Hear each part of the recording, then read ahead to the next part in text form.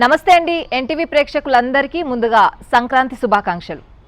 ఎంత పెద్ద super star అయినా అప్కమింగ్ యాక్టర్స్ అయినా ప్రతి ఒక్కరికి ఫిల్మ్ని కెరియర్గా బేస్ చేసుకుని వెళ్ళే వాళ్ళకి ఎక్కడో చోట ఏదో రోజు గ్యాప్ అనేది వస్తుంది. కానీ ఇప్పుడు మనం మాట్లాడబోయే వ్యక్తి 1991లో కెరియర్ స్టార్ట్ చేసి 2025 వరకు కూడా కన్సిస్టెన్సీతో ఒక్క సంవత్సరం కూడా గ్యాప్ లేకుండా ముందుకు వెళ్ళిపోతున్నారు. అసలు కన్సిస్టెన్సీ వెనుకున్న రహస్యం ఏంటి? ఒకప్పటి ఫ్యామిలీ హీరో, ఇప్పుడు ఫ్యామిలీని భయపెట్టే విలన్గా మన ముందు ఆయన పెర్ఫార్మెన్స్ అట్లా కంటిన్యూ అవుతూనే ఉంది. ఆయనే శ్రీకాంత్ గారు మనతో పాటు ఉన్నారు, మాట్లాడదాం. శ్రీకాంత్ గారు నమస్తే. నమస్తే అండి. ఎలా ఉన్నారు? ముందుగా మీకు సంక్రాంతి శుభాకాంక్షలు. మీకు ఎన్టీవీ ప్రేక్షకులందరికీ కూడా సంక్రాంతి శుభాకాంక్షలు. అసలు ఎలా అండి, నేను మీ వికీపీడియా చూసి షాక్ అయ్యా. ఏది ఒక్క ఇయర్ కూడా గ్యాప్ లేదు మీ కెరియర్ లో. అవును, 91 నుంచి 25 వరకు కంటిన్యూ ఫిల్మ్స్ చేస్తూనే ఉన్నారు. అవును, మధ్యలో కొన్ని ఒక సంవత్సరం ఏదో 1-2 అలా ఉండేవి తప్పితే కంటిన్యూ. ఎస్, అసలు కన్సిస్టెన్సీ ఎలా సాధ్యమైంది మీకు? ఏముందంటే నాకు ఫిల్మ్స్ వస్తూ ఉన్నాయి, ప్రొడ్యూసర్స్ నాకు ఆఫర్స్ ఇస్తూ ఉన్నారు, ఉన్నట్లో సెలెక్ట్ చేసుకుంటూ వెళ్తూ ఉన్నాను. బట్ రిలాక్సేషన్ రాలేదు ఇంకా నాకు. ఎందుకంటే నాకు షూటింగ్స్ లేకపోతే నాకు పిచ్చి ఎక్కువ ఒక రకంగా. అందుకే ఏంటంటే ఎప్పుడు బిజీగా ఉండేటట్టుగా ప్లాన్ చేసుకుంటాను నేను. ఎప్పుడు ఇంకోటి ఏంటంటే మనం ఎప్పుడు కూడా ప్రేక్షకులు కనపడుతూ ఉండాలి, వాళ్ళకి గ్యాప్ ఇవ్వకూడదు. మనం వాళ్ళకి గ్యాప్ ఇచ్చామంటే మనల్ని కూడా గ్యాప్ పెట్టేస్తారు వాళ్ళు. అందుకే ఎప్పుడు కూడా మనకు ప్రేక్షకులు దగ్గరగా ఉండాలనే థాట్ అనేది నాకు ఇప్పుడు ఉంటుంది. ఇంకా రిలాక్సేషన్ రాలేదు, దాని గురించి చేసుకుంటూ వెళ్తున్నాం. సార్, అసలు ఫిల్మ్ని ఒక కెరియర్గా ఎంచుకోవాలి అని ఎప్పుడు అనిపించింది? నాకు almost 8th standard 7th standard నుంచి కూడా సినిమాలు అంటే పిచ్చి. నేను పుట్టి పెరిగింది కర్ణాటకలో. అది గంగావతి అనేది బసపట్నం ఒక విలేజ్లో పుట్టి పెరిగాను. అక్కడ ఏంటంటే తెలుగు ఫిలిమ్స్ ఫస్ట్లో రామారావు గారి ఫిలిమ్స్ అట్లా వచ్చాయి, తర్వాత చిరంజీవి గారి ఫిలిమ్స్ వచ్చాయి. ఎప్పుడైతే చిరంజీవి గారి ఫిలిమ్స్ నేను చూడడం స్టార్ట్ చేశానో నాకు ఇంట్రెస్ట్ ఇంకా బాగా పెరగడం. ఆయన రిలీజ్ సినిమాలు బళ్ళారి అని ఒక గంగావతికి 60 కిలోమీటర్స్ మేము ఉన్న ఊరికి అక్కడికి వచ్చేది. అక్కడికి వెళ్ళాలంటే ఏంటంటే ఇంట్లో వాళ్ళు పంపించేవాళ్ళు కాదు, చిన్న ఏజ్ కదా. ఒక 9th 10th స్టాండర్డ్లో ఏం చేసేవాళ్ళు అంటే చెప్పి మెల్లగా మాకు దగ్గర నుంచి అమౌంట్ తీసుకొని దొంగతనంగా వెళ్ళిపోయి సినిమాలు చూసి వచ్చేవాళ్ళం. అట్లా నాకు చిరంజీవి గారి ఇన్స్పిరేషన్, ఆయన సినిమాలు చూసి చూసి చూసి ఒక ఇంట్రెస్ట్ అనేది సినిమాల మీద నాకు కలగడం. దాని తర్వాత 10th అయిపోయింది, అప్పటికే ఖైదీ అన్నీ రిలీజు అయినాయి. ఇంకా పిచ్చి ఎక్కువైపోయింది. మెడ్రాస్ పారిపోవడం కూడా జరిగింది. మెడ్రాస్ పారిపోయాను ఇంట్లో చెప్పకుండా. అంటే ఇంటర్కి పియూసీ అంటారు అక్కడ. ఇంటర్ ఫస్ట్ ఇయర్ జాయిన్ అయినప్పుడు ధారవాడ అనే ఒక ప్లేస్లో బాగా ఎడ్యుకేషన్ సెంటర్, అది కర్ణాటక యూనివర్సిటీ. అక్కడికి వెళ్ళి ఒక 3 నెలలు ఉండిన తర్వాత నాకు ఎందుకో చదువు మీద నాకు పెద్ద ఇదిరాలా. సరే ఏంటి మా మైండ్ అంతా ఒక డిస్టర్బెన్స్, ఏంటంటో ఏదో వెళ్ళిపోవాలి, నేను హీరో అయిపోవాలనే ఫీలింగ్స్తో చెప్పకుండా మెడ్రాస్ వెళ్ళిపోవడం జరిగింది. మెడ్రాస్ వెళ్ళాను, తిరిగాను, ఎక్కడ ఏంటో తెలియదు, కన్ఫ్యూజన్. అప్పుడు జ్యోచిత్ర సితారా అనేది ఒకటి ఉండేవి కదా, వాటిల్లో చిరంజీవి గారు ఎక్కడ షూటింగ్లు చేసేవాళ్ళు. బీజీపీలో మెరీనా బీచెస్, ఏవిఎం స్టూడియో, ఇవన్నీ తిరిగాం. ఎక్కడా లేదు, ఎక్కడ అలో కూడా లేదు. ఏవిఎం స్టూడియోలో నన్ను అలో కూడా చేయలే. అలా తిరిగి ఒక 3 రోజులు 4 రోజులు తిరిగి ఇక నాకే ఒక భయం వేసింది. అసలు ఏంటిది, ఇంటికాడ ఎంత టెన్షన్ పడుతున్నారో ఒక ఆలోచన వచ్చి మళ్ళీ బ్యాక్ రావడం. బ్యాక్ వచ్చేసిన తర్వాత ఆ ఇయర్ వేస్ట్ అయిపోయింది. మా ఫాదర్ వాళ్ళు ఏంటంటే, సరే నువ్వు వెళ్ళాలనుకుంటే వెళ్ళు, నేను పంపిస్తా, బట్ ఏంటంటే నువ్వు చదువుకున్న తర్వాత నీ ఇష్టం ఏదైనా చేసుకోవాలి. ఇంకా అప్పుడు దాని తర్వాత నేను డిగ్రీ వరకు ఇంకా వెనక్కి తిరిగి చూసుకోవాలా. బట్ సినిమాలు పిచ్చి అలాగే ఉంది. డిగ్రీ అయిపోయింది, ఇమ్మీడియట్గా నేను ట్రై చేశాను Madras film institute Adyar film institute try చేశాను. అడయార్ ఫిల్మ్ ఇన్స్టిట్యూట్లో నాకు సీట్ దొరకలేదు. ఎందుకంటే వాళ్ళు ఏదో యాక్టింగ్, అప్పటికి అసలు యాక్టింగ్ అనేది కానీ, నాకు స్టేజ్ మీద ఈ నాటకాలన్నీ కానీ, అసలు కాలేజ్లో కానీ స్కూల్లో కానీ అసలు నాకు ఏ అనుభవం లేదు. ఓన్లీ సినిమా అంతే. సినిమా చూసి సినిమాలోకి వెళ్ళాలని ఒక తప్పితే అసలు యాక్టింగ్ ఎలా ఉంటుందో ఏంటో నాకు మొహమాటం ఎక్కువ ఎవరితో మాట్లాడేవాడిని కాదు. అప్పుడే ఓన్లీ ఫ్రెండ్స్ ఉండేవాళ్ళు, ఫ్రెండ్స్తో బాగుండేవాడిని, కానీ మిగతా ఎక్కడ మాట్లాడేవాడిని. అలా ఇన్స్టిట్యూట్ అక్కడ రిజెక్ట్ అవ్వడం. తర్వాత నేను విజయవాడ వెళ్ళిపోయి మా సిస్టర్ వాళ్ళ దగ్గర ఉండటం. అక్కడ నుంచి ఇక్కడ మధు ఫిల్మ్ ఇన్స్టిట్యూట్ చేయడం జరిగింది. దాని తర్వాత ఇమ్మీడియట్గా నాకు పీపుల్స్ ఎన్కౌంటర్ ఉషా ఖండ్మోస్ ఆఫర్ రావడం. మీరు ఇప్పుడు చిరంజీవి గారిని అన్నయ్య అన్నయ్య అని పిలుస్తారు, రామ్ చరణ్ మిమ్మల్ని అన్నయ్య అని పిలుస్తుంటే ఎట్లా అనిపిస్తుంది మీకు? అంటే అంటే అన్న అంటారు మామూలు జనరల్గా ఒక ఇదిలో అన్న అన్న అని పిలుస్తూ ఉంటారు. అలాగే నా బాబాయ్ అంటే బాబాయ్ అనే వాళ్ళు ఉంటారు కొంతమంది, అట్లా అనొచ్చు, అన్న తప్పేం కాదు. బట్ నాకన్నా ఫస్ట్ నుంచి కూడా అన్న అన్న అంటూ ఉంటాడు. గేమ్ చేంజర్ చూసాను సార్, మీ క్యారెక్టర్ అయితే అదిరిపోయింది. Thank you. అండ్ అంటే శంకర్ గారు మూవీ ఫస్ట్ టైమా సార్ చేయడం మీరు? శంకర్ గారు మూవీ ఫస్ట్ టైం. సో ఆయన మూవీలో మీరు చేస్తున్నప్పుడు మీ ఫీలింగ్ ఏంటి? అసలు నాకు ఫస్ట్ ఆఫర్ వచ్చినప్పుడే నేను శంకర్ గారు మూవీలో నాకు ఆఫర్ వచ్చింది అనేది నేను అసలు ఊహించలేదు. బట్ అది కాకుండా ఈ టైప్ ఆఫ్ క్యారెక్టర్. ఇప్పుడు వేరే రెగ్యులర్ ఏదో ఉన్న ఇన్స్పెక్టర్గా వచ్చాడు, అది అవన్నీ అయినా చేసేవాడినేమో. ఎందుకంటే శంకర్ గారి దగ్గర చేయాలని ఒక తపన ఆయన ప్రతి ఆర్టిస్ట్ కోరుకుంటాడు. ఒక పెద్ద ఇప్పుడు అప్పట్లో మేము విశ్వనాథ్ గారిది కానీ బాపు గారిది కానీ ఎలా చేయాలని కోరుకున్నాము. నేను అలాగే చేశాను 2 సినిమాలు అలాగే శంకర్ గారిది కూడా నాకు అవకాశం రావడం ఇక అసలు ఇంకేం ఆలోచించాల. ఫస్ట్ భయపడ్డాను ఈ క్యారెక్టర్ చేయడానికి, ఎందుకంటే నన్ను యాక్సెప్ట్ చేస్తారా లేదా. ఎందుకంటే మా ఫాదర్ని ఇది తీసుకొని రిజంబ్లెన్స్ తీసుకొని సేమ్ ఆ టైప్ ఆఫ్ గెటప్లో కనపడాలి నేను. మరి నన్ను ఎంతవరకు యాక్సెప్ట్ చేస్తారో తెలియదు. గెటప్ వేసుకున్న తర్వాత వాళ్ళందరూ సాటిస్ఫై అయ్యారు, నేను సాటిస్ఫై అయిన తర్వాత దిగడం జరిగింది. అలా శంకర్ గారితో చేయడం ఇస్ వండర్ఫుల్ డైరెక్టర్ అండి ఆయన. ఎందుకంటే మనకి పాన్ ఇండియాలో ఫస్ట్ పాన్ ఇండియా క్రియేట్ చేసిందే అతను, తెలిసిందే శంకర్ వల్ల. సో రెస్పాన్స్ ఎలా అనిపిస్తుంది సార్ గేమ్ చేంజర్? డెఫినెట్గా బాగుందండి, రెస్పాన్స్ బాగుంది.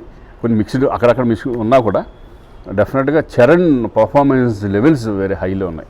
చాలా బాగా చేశాడు. 3 క్యారెక్టర్ 40 minutes అయితే అసలు స్క్రీన్ ఫైట్స్ కానీ డ్యాన్సులు కానీ ఏంటో డ్యాన్సులు అట్లా చేయడం, డ్యాన్సులు కానీ పర్ఫార్మెన్స్ అప్పన్న క్యారెక్టర్ కానీ ఇవన్నీ కూడా ఒక 4 వేరియేషన్స్ అవగాహన చేసుకొని గెటప్లు మార్చుకొని హెయిర్ స్టైల్స్ మార్చుకొని దాని గురించి ఒక 4 నెలలు మళ్ళీ గ్యాప్గా పెట్టుకుని ఆ గెటప్లోకి వెళ్ళి చేయడం అనేది అతని కష్టానికి తగ్గ ఫలితం దక్కింది.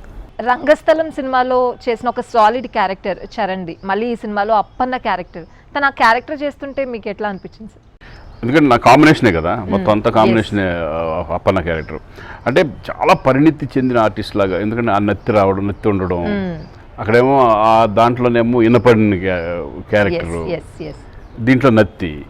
అంటే అది ఎక్స్పీరియన్స్ కాదు, ఎక్కడ ఏ డైలాగ్ ఎక్కడ పాజ్ ఇవ్వాలి, ఎక్కడ నత్తి పెట్టాలి, ఏ వర్డ్ తనకి ఎక్కువ, అవన్నీ కూడా బాగా దాని మీద అవగాహన ఉంటే తప్పితే చేయలేరు, చాలా కష్టం.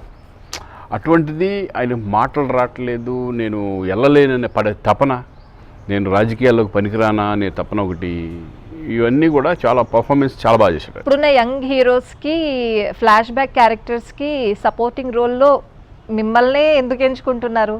లైక్ దేవర. మళ్ళీ నేను కూడా అదే క్వశ్చన్ అడిగాను, ఏంటి ఇది ఏంటంటే యంగ్ ప్లస్ ఓల్డ్ అంటే కొంచెం చూడడానికి మిడిల్ ఏజ్ లాగా ఉంటాను, మరీ ముసలాళ్ళ ఏజ్ లాగా అనిపించను అనే ఫీలింగ్ వాళ్ళకు ఉంది. దేవర సినిమాలో ఎన్టీఆర్ గారితో అట్లానే సెట్ అయ్యారు, సేమ్ ఇప్పుడు చరణ్ గారితో యంగ్ అండ్ ఓల్డ్. వాళ్ళు అంటే మామూలుగా ఉన్నప్పుడు ఈ సరిపోతుంది, ఏదైనా చిన్న గెటప్స్ చేసుకుంటే కనుక మళ్ళీ ఏజ్డ్ చేసుకోవచ్చు అనే ఉద్దేశంతో. అదే ఏజ్డ్ ఉన్నాం అనుకోండి, యంగ్ తీసుకురావడం కష్టం. ఆ ఏజ్కి ఒక 40 years 35 years 40 years తీసుకురావడం కష్టం. నేను అలాగే ఉన్నానని చెప్పి నాకు ఈ ఆఫర్లు రావడం జరిగింది, అంతే. అంతకంటే మీ కెరియర్ కన్సిస్టెన్సీయే కాదు, మీ ఏజ్ని కూడా అట్లా కన్సిస్టెన్సీతోనే ముందుకు తీసుకెళ్తారు. అసలు ఏంటి సార్ సీక్రెట్ చెప్పండి? ఏముండదు, మొన్న ఎవరు విజయ్ దేవరకొండ గారిని అడిగితే హెయిర్కిను గెడ్డానికి పోతే మనం కూడా కొంచెం అలా అఫ్ కోర్స్, బట్ ఆ మెయింటెనెన్స్ అనేది మెయింటెనెన్స్ లేకపోతే ఇష్టం వచ్చినట్టు ఉన్నాం అనుకోండి. అంటే నాకు మెయిన్ ఏంటంటే ఫుడ్ మీద బాగా, ఫుడ్ ఇంట్లో ఫుడ్ తప్పితే ఎక్కడ తిన్నాం. అందరూ కూడా సెకండ్ ఇన్నింగ్స్ స్టార్ట్ చేస్తున్నారు, ఊహగారిని మీరు పంపించట్లేదా? ఊహగారికి ఇంట్రెస్ట్ లేదా? దానికి లేదు ఇంట్రెస్ట్, కానీ అసలు మామూలు ఇంట్రెస్ట్ రమ్మంటేనే రాదు.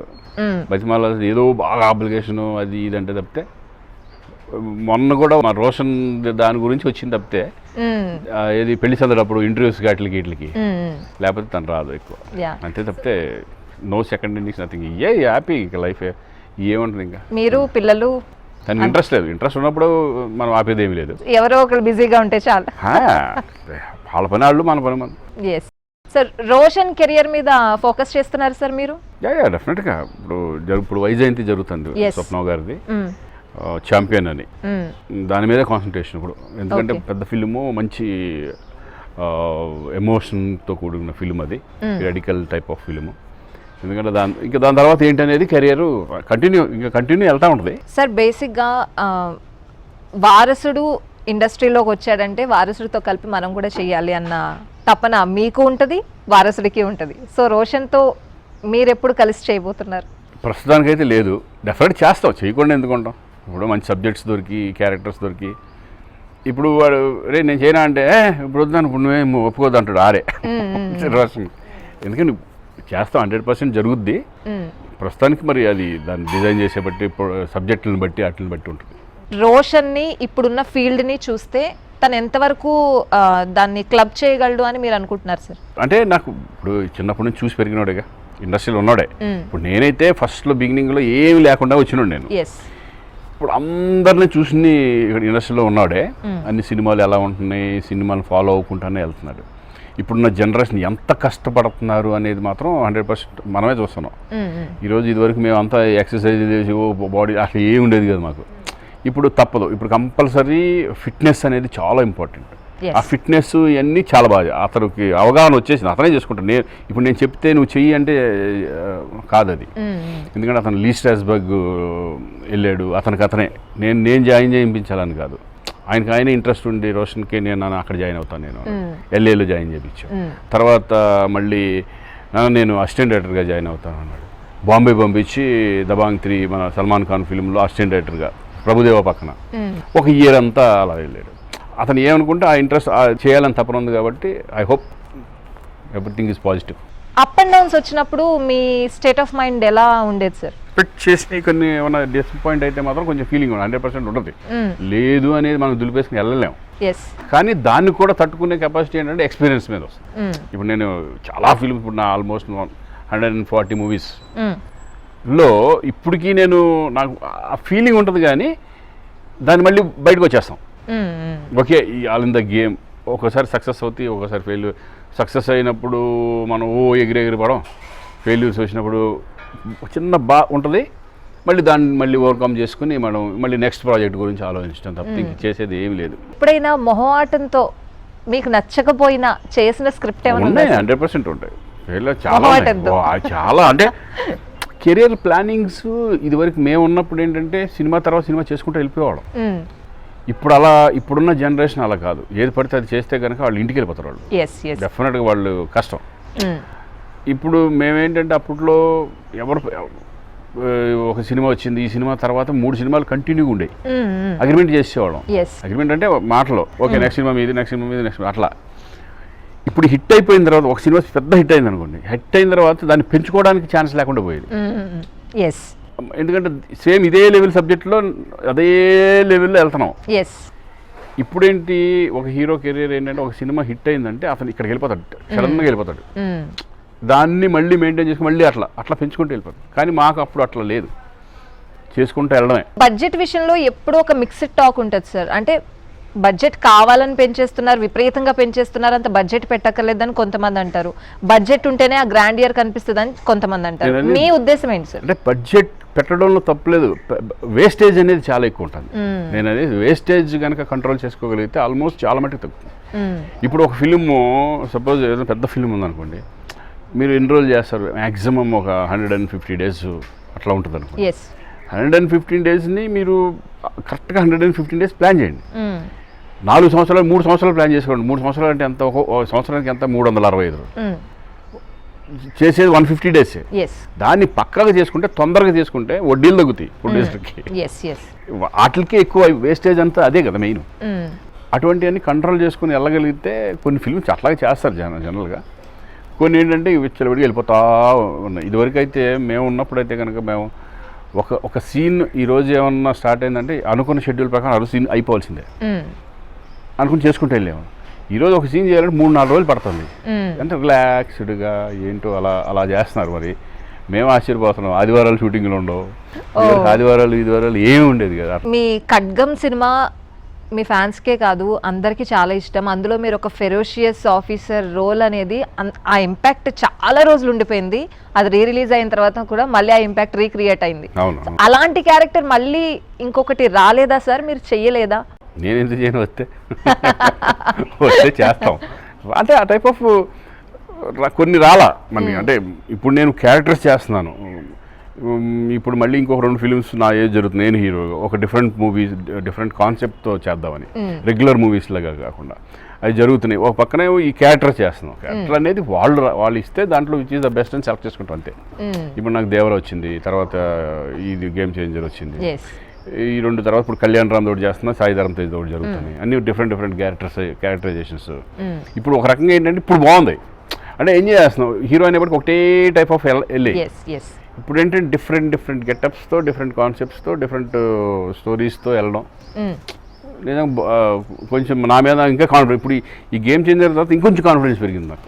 అంటే గెటప్ వేసినా కూడా మనకి సూట్ అవుతాయి, మనం చేయొచ్చు, ఆ క్యారెక్టర్లో ఇన్వాల్వ్, ఆ టైప్ ఆఫ్ కాన్ఫిడెన్స్. ఈ ఓల్డ్ ఏజ్ గెటప్ వేసుకుంటున్నప్పుడు ఏదైనా ఫియర్ ఉందా సార్, నేను చేయగలనా అన్న? అదే బిగినింగ్ ఉంటుంది. బిగినింగ్ అయితే నాకు చిన్న ఇదేంటి అప్పుడే ముసలాళ్ళు అయిపోయామా ఏంటి ఆ ఫీలింగ్ 100% ఉంటుంది, ఎందుకు ఉండదు. అలానే మనం యంగ్ అట్ట కూడా కాదు, బట్ ఏంటంటే అటు కాకుండా ఇటు కాకుండా, అటు అది కాదు ఇటు ఇట్లా కాకుండా కరెక్ట్గా ఉండేపటికి ఏమైపోయింది. ఫస్ట్లో గెటప్ వేసుకున్న తర్వాత నాకు వెళ్ళాలంటే, ఆ జనాల్లో వెళ్ళాలంటే నాకు కొంచెం షై ఫీలింగ్ అవి ఉంటాయి. ఇన్ని ఇయర్స్ తర్వాత కూడా ఈ గెటప్ మొన్న వేసుకున్నప్పుడు అయితే కనుక దారిలో వెళ్తుంటే ఆడియన్స్ కొంతమంది చూస్తూ ఉంటారు కదా, చిన్న షై ఫీలింగ్, గుడి అడ్డం పెట్టుకుని వెళ్ళుకుంటూ వెళ్ళిపోవడం. అది 2-3 రోజులు ఉంటుంది, ఇక తర్వాత ఏముంది మళ్ళీ అలవాటు అయిపోతుంది. అది బట్ ఆ స్పీచ్ మాత్రం బాగా ఇచ్చారు సార్, ఆ పొలిటీషియన్ గా పొలిటికల్ స్పీచ్ మాత్రం చాలా బాగా ఇచ్చారు. మనం చెప్తా ఉంటాం, ఇంకా మామూలుగా చెప్పమంటే మనకు కష్టం. సో మనం ఖడ్గం గురించి మాట్లాడుకుంటున్నాం, అది రిలీజ్ అయింది. మళ్ళీ మీ సినిమా ఏదైనా రిలీజ్ అవ్వాలంటే మీకు ఏ సినిమా ఇష్టం? పెళ్లి చంద్ర చేస్తే బాగుంటుంది అనుకుంటున్నాను నేను. ఓకే అంటే ఇప్పుడు ఎలా ఉంటుంది చూద్దామని. సందడిగానే ఉంటుంది సార్, ఆబ్వియస్లీ. అడిగారు ఎప్పుడైనా? ఇప్పుడు ఇంకోటి క్షేమంగా వెళ్ళి లాభంగా రండి చేద్దామని ఇప్పుడు జరుగుతుంది. ఓకే ఎడిటర్ మోహన్ గారు నన్ను ఫోన్ చేశారు మేడం, అది చేద్దాం సరదా బాగుంటుంది, మళ్ళీ ఎంజాయ్ చేస్తాను అనుకుంటున్నాను నేను శ్రీకాంత్. అది అంటే బాగుంటుందండి డెఫినెట్గా.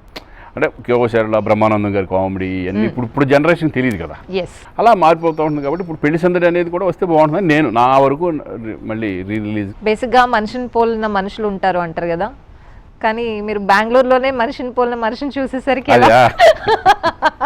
అవన్నీ ఉంటావు.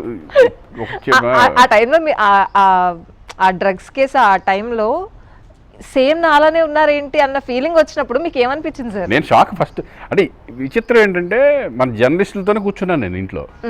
అది మార్నింగ్ 9:30 అట్లా ఆ టైంలో ఒకసారి టీవీ పెట్టు అన్నాడు. ఏంటంటే ఎవరో నీ పేరు వేస్తున్నారంట అని చెప్తే టీవీ ఆన్ చేస్తే ఆడెవడో ఇట్లా పట్టుకుని సేమ్ నాలాగా అనిపించింది. ఇప్పుడు ఇదేంటి నాలాగా ఉన్నాడు ఏంటి అనుకున్నాను నేను. అనుకుని అవి ఇమ్మీడియట్గా అప్పుడు అందరికి ఫోన్ చేసి, ఒరే బాబు నేను కాదురా బాబు, నేను నాకు అసలు అలవాటు లేవు అటువంటి అని. ఏం చెప్పు, ఇప్పుడు ఎక్స్ప్లెనేషన్ ఇవ్వాలిగా, వచ్చినప్పుడు డెఫినెట్గా మనం చెప్పుకోవాల్సిన బాధ్యత మనకు ఉంటుంది. ఇంకా లేదు అలా వాళ్ళు ఒకటి అక్కడ అరెస్ట్ చేసేసారా అండి.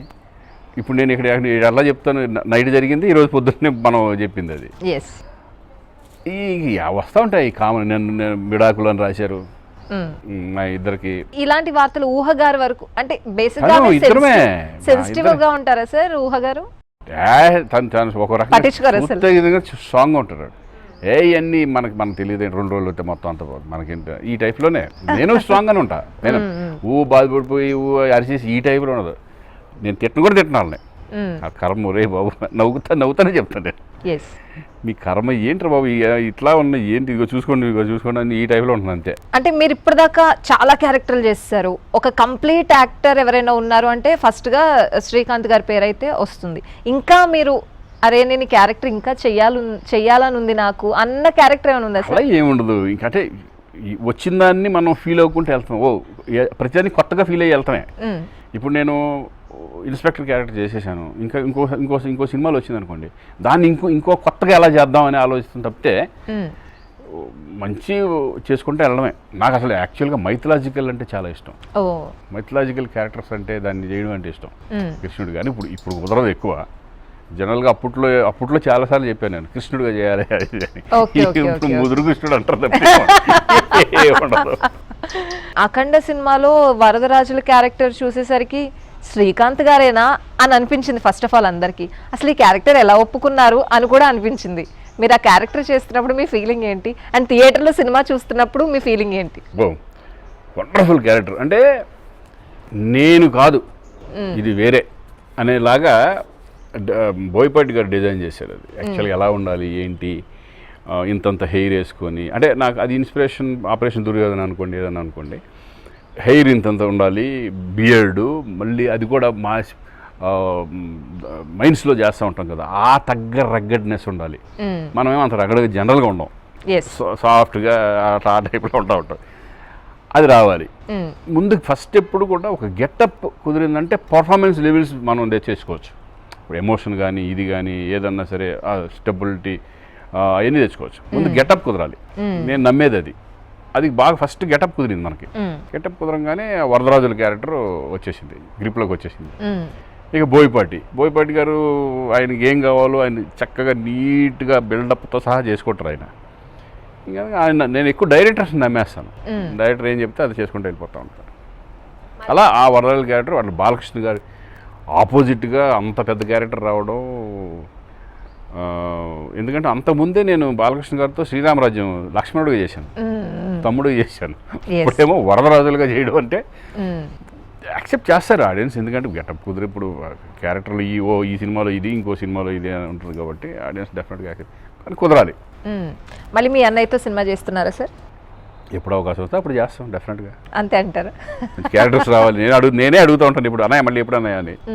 బట్ మీరు ఎన్ని సినిమాలు చేసినా ఆయనతో శంకర్ దాదా MBBS మీ ఇద్దరి ఆ కాంబినేషన్ సీన్స్ భలే ఉంటాయి, మంచి ఇప్పటికీ చాలా ఎంటర్టైనింగ్ గా అనిపిస్తాయి. అంటే ఏదైనా ఎవరైనా లోలో ఉన్నప్పుడు ఆ సీన్స్ పెట్టుకు చూస్తే వెంటనే రిఫ్రెష్ అయిపోతారు అట్లా.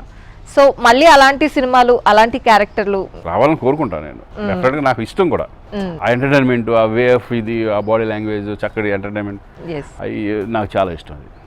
అది ఇప్పుడు ఉన్నట్టు మన అనిల్ రావుపూడి డైరెక్టర్లో ఆ టైప్ ఆఫ్ ఎక్కువ టచ్ చేసేది ఎంటర్టైన్మెంట్ ఎక్కువ అనిల్ రావుపూడి గారు. అవి కూడా బాగా ఇష్టం నాకు, ఆయన కామెడీ ఇవన్నీ. సో ఫైనల్లీ ఈ సంక్రాంతికి NTV ప్రేక్షకులకి ఏం చెప్పదలుచుకున్నారు? అందరికీ సంక్రాంతి శుభాకాంక్షలు. అందరికీ బాగుండాలి, అందరూ పాజిటివ్గా థింక్ చేయండి. Thank you so much sir. ఇప్పటి వరకు ఎట్లా మీ జర్నీ కంటిన్యూ అవుతూ వచ్చిందో ఇంకా ముందు కూడా అలాగే హ్యాపీగా ముందుకు వెళ్ళాలి అని మనస్ఫూర్తిగా NTV తరపు నుంచి కోరుకుంటున్నాం. Thank you sir. Thank you.